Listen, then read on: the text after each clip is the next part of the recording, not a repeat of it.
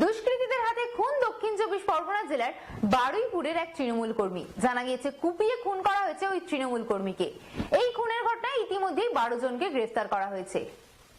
জয়নগরের পর এবার বারুইপুরে কুপিয়ে খুন হলো তৃণমূল কর্মী। জয়নগরের পর এবার বারুইপুর বাড়ি থেকে ডেকে নিয়ে গিয়ে এক তৃণমূল কর্মীকে কুপিয়ে খুন করলো দুষ্কৃতীরা। এই ঘটনাকে কেন্দ্র করে ব্যাপক চাঞ্চল্য ছড়িয়েছে গোটা এলাকায়। ঘটনা ঘটেছে দক্ষিণ চব্বিশ পরগনার বারুইপুর পুলিশ জেলার অন্তর্গত বলবন এলাকায়। তৃণমূল কর্মী শহীদুলকে খুনের অভিযোগ উঠেছে বিজেপি ও সিপিএম এর বিরুদ্ধে। স্থানীয় সূত্রে জানা যায় মৃত ব্যক্তির নাম শাহিদুল শেখ, বয়স 36। শাহিদুল পেশায় গাড়ির চালক। স্থানীয় সূত্রে জানা যায় গতকাল অর্থাৎ শনিবার বাড়ির পাশে একটি জায়গায় গাড়ি রাখাকে কেন্দ্র করে প্রতিবেশী বেশ কয়েকজনের সঙ্গে ঝামেলা হয় শাহিদুলের। এরপর বেশ কয়েকজন শাহিদুলকে বেধড়ক মারধর করে, এমনকি শাহিদুলের পেছন দিক থেকে এসে ধারালো অস্ত্র দিয়ে আঘাত করে। রক্তাক্ত অবস্থায় ঘটনাস্থলে লুটিয়ে পড়ে শাহিদুল। এরপর শাহিদুলের পরিবারের লোকজনেরা শাহিদুলকে উদ্ধার করে বারুইপুর হাসপাতালে ভর্তি করে। রবিবার বারুইপুর হাসপাতালে চিকিৎসা চলাকালীন মৃত্যু হয় শাহিদুলের। এই ঘটনাকে কেন্দ্র করে ব্যাপক চাঞ্চল্য ছড়িয়েছে গোটা এলাকায়। শাহিদুলের পরিবারের দাবি সাগির, আজিজুল, সাদ্দাম ও তার দলবলেরা শাহিদুলকে পরিকল্পনা করে খুন করেছে। ইতিমধ্যে গোটা ঘটনাকে কেন্দ্র করে শুরু হয়েছে রাজনৈতিক চাপান্তর। বারুইপুর ব্লকের সাংগঠনিক তৃণমূলের সভাপতি গৌতম দাস দাবি করেন শাহিদুল তৃণমূলের একনিষ্ঠ কর্মী। পঞ্চায়েত নির্বাচনের পর থেকেই শাহিদুলকে পরিকল্পনা মাফিক খুন করার পরিকল্পনা নিয়েছিল বিজেপি ও সিপিএম সমর্থকরা। গতকালকের শাহিদুলকে পরিকল্পনা মাফিক খুন করা হয়েছে। দোষীদের দৃষ্টান্তমূলক শাস্তির আবেদন জানায় পুলিশ প্রশাসনের কাছে। যদিও এই অভিযোগের পাল্টা কোনো মন্তব্য পাওয়া যায়নি বিরোধী দলের নেতাদের কাছ থেকে। ঘটনার পর থেকেই অভিযুক্তরা পলাতক। অভিযুক্তদের খোঁজে এলাকায় তল্লাশি চালাচ্ছে বারুইপুর পুলিশ জেলার পুলিশ। বারুইপুর পুলিশ জেলার পুলিশ সুপার পলাশ চন্দ্র ঢালি জানান গতকাল একটি জমি বিবাদকে কেন্দ্র করে শাহিদুল শেখ নামে এক ব্যক্তির মৃত্যু হয়। পরিবারের পক্ষ থেকে ইতিমধ্যে অভিযোগ দায়ের করা হয়েছে বেশ কয়েকজনের নামে। এই খুনের ঘটনায় 12 জনকে গ্রেফতার করা হয়েছে। কি হয়েছে? টেনে নিয়ে গিয়ে মেরে পুরো শেষ করে দিয়েছে। আমি কোলে বাচ্চা নিয়ে গিয়ে ঝটকে ঝটকে বসে পায়ে ধরেছি। আমার স্বামীর মুখ, বাচ্চা মুখ ছেড়ে স্বামী ছেড়ে দেয়, কিছু মাথায় ছাড়ি না। কজন ছিল? অনেক ছিল, অনেক। ডেকে নিয়ে গেছিল ঘর থেকে? হ্যাঁ, অনেক ছিল। কত দেখ না, কত নাম বলবো। একটু পানি খেয়ে নিয়ে। কি হয়েছিল কালকে? ডেকে নিয়ে গেছে? কালকে কিচ্ছু হয়নি, কোনো ঝগড়াঝাটি কিচ্ছু হয়নি। হঠাৎ আমার টেনে নিয়ে খেয়ে মারধর শুরু করে দিয়েছে। এই আমি ওখানে কেউ নেই, আমি চেয়েছি ফলাদের ওদের বলছে আমার বাচ্চার জন্য তো ছেড়ে দে, কিছু মতে তারা জানে না। যেরকম মেরেছে রড লাঠি সোটাছে, সেরকম মেরেছে। নাক দিয়ে গল করে রক্ত, মাথা ফেটে ভর্ত হয়ে গেছে। মূলত আক্রোশটা কি নিয়ে দিদি? আক্রোশ অনেকদিন আগে। কি হয়েছিল? পানির বোতল নিয়ে পানি দিতে গেছি, লাথি মেরে ফেলে দিয়েছে, পানি দিতে দেয়নি। গালাগালি করছে।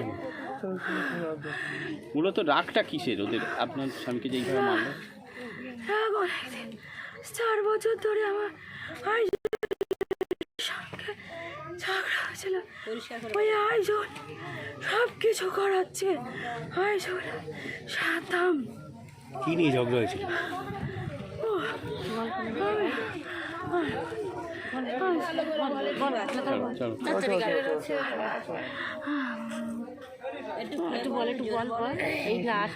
আর কি হবে? আগে যদি এনারা একটু করতো, আমার স্বামী হাতে বেঁচে থাকতো। সবার কাছে অনেক অন্তর করেছে, কেউ আমাদের থেকে আজ 4 বছর ধরে ফিরে তাকায়নি। আজ মরে গেছে, আপনারা এসে কি করবেন? আমার নাম কি বৌদি? দিতে পারবেন? কালকের কোনো ঝামেলা নেই, কিচ্ছু নেই। আমার ভাসুরের নাম শাহিদুল শেখ। উনি আমার বাড়ি ছিল ওনার ছোটো মেয়ের নিয়ে। আমি রুটি করছি, ওরা ছোটো মেয়ে কাঁদছে। তাই দাদা ও কাজের বাড়ি নিয়ে যাও। বাড়ি নিয়ে গিয়ে বাড়ির গেটের মুখে ছেড়েছে। সাগির বলে একটা ছেলে ডেকেছে, শাহিদুদা এই শোনো। যার কোনো ঝামেলা নেই, কিচ্ছু নেই। কোনো যদি অশান্তি থাকতো তো ভয় পেতো বা কারোর সাথে করে যেত, কোনো কিচ্ছু নেই। সাগির ডেকেছে, উনি গিয়েছে, গেলে বলছে তুমি মাঠে গাড়ি নামেছো কেন? তখন বলছে এই মাঠ কি তোদের একা, আমার দাদার জায়গা তো। এই নিয়ে কথা কাটাকাটি হয়েছে, পিছন থেকে এসে একজন এখানে মেরে, মানে ঘাড়ে মারতে গেছিলাম, সরে গেছে, এখানে মেরেছে, মারলি পড়ে গেছে, গেলে ইচ্ছা মতো মেরেছে, আগুন পড়ে রড পুড়িয়ে ইচ্ছা মতো মেরেছে। মারার পরে এবার কাজ যে ওনার বউ ছুটে এসেছে, কোলে করে নিয়ে হাতে পায়ে ধরছে যে আমার স্বামীর প্রাণ ভিক্ষা দে, তোরা আমার স্বামীর এই বাচ্চার মুখ চেয়ে তোরা ছেড়ে দে, তোরা মারিসনি, তোরা পঙ্গু করে আমার হাতে দে, তোরা জীবনে শেষ করিনি। তবু ইচ্ছা মতো মেরেছে, ইচ্ছা মতো মেরেছে, জানে ও জীবিত অবস্থায় মারতে পারবো নি, ও পালাবে বা ঠেকিয়ে নেবে, তোরা ওই পিছন থেকে পরিকল্পনা করে মেরেছে। একবার যদি আমরা জানতে পারতাম যে ওরা এই পরিকল্পনা করেছে, তাহলে আমরা ওনার বার হতে দিতাম না, আমরা প্রশাসনের কাছে চলে যেতাম। কি করে মেরেছে, কি দিয়ে মেরেছে? প্রথমে মনে হচ্ছে হেসো দিয়ে কোপ মারতে গিয়েছে, এবার উনি সরে গেছে, কোপটা এখানে পড়েছে, পড়ার পরে বড় বড় লাঠি আর রড, অনেকজন ছিল, 25-30 জন ছিল, তার মধ্যে 3 জন আবার ফের মারার পরে ওনার গায়েতে চাদর খুলে আগুন ধরিয়ে ওনার মেয়ে বউ বাচ্চার গায়ে ধরিয়ে দিয়েছে। রাস্তার লোক সে আগুন নিভিয়েছে, রাস্তার লোক আমার ভাসুর গিয়ে পায়ে ধরছে যে আমার ভাই যদি অন্যায় করে থাকে তোরা আমার কাছে বল, তবু জীবনে মারিসনি, ছেড়ে দে, ওর ছেড়ে দে, জীবনে মারিসনি। তবু জীবন ওরা দিল না, ওরা জীবন নিয়ে নিল, ওদের জীবন নিয়ে নিল ওরা। আজ ক বছর ধরে আমার ভাসুরির ওরা জেইলে মেরেছে, আমার ভাসুর কিচ্ছু বলেনি। আমরা সবসময় ভয় পেতাম এইটা। কেন সবসময়। মারলো কেন? কেন মারলো? ওই হিংসা, গাড়ি বাড়ি করছে ভালো, মানে পাড়ায় ওরা গুন্ডামি করে বেড়াবে, কার বাড়ি কেউ নতুন ঘর করছে তার কাছে 20-25 হাজার টাকা ধরবে, ধরে পাড়ায় একটু ছাড়লে পড়াশোনা নেই, সবার মদ গাঁজা হিরোইন নেশা করাবে, আর ওরা 3-4টে মাথা মিলে মিটিং করবে যে কীভাবে ওর জব্দ করা যায়, কিভাবে ওর মারা যায়, কীভাবে ওর ইনকাম বন্ধ করা যায়। এবার ওরা যখন দেখছে যে হচ্ছে না কোনো মতে, এবার মার্ডার করার সিদ্ধান্ত ওরা নিল। যে কোনো যখন দেখছে একটা ছাড়া 2টো গাড়ি করেছে, বাড়ি করেছে, জায়গা কিনছে, যখন একের পর এক করছে তখন হিংসা ওরা করতে পারলো না। 3টে মাথা হচ্ছে আইজুল, সাদ্দাম, আর হচ্ছে খোকন, কালো, সাগির, এরা কজনে মেন মাথা, এরা কজনে কোন মেন মাথা। তারপরে পাড়ার সব ছেলে আছে, বেশিরভাগ ছেলে আছে পাড়ার মধ্যে। দলগত কোনো ব্যাপার আছে কি?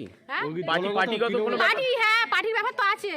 আমাদের বিজেপি পার্টি ধরে ওরা এত কিছু করেছে, ঠিক আছে। এবার আমরা গৌতমদার কাছে গিয়েছি, গৌতমদা আমাদের পাশে আছে, আমাদের পাশে থেকে সব কিছু হ্যান্ডেল করছে।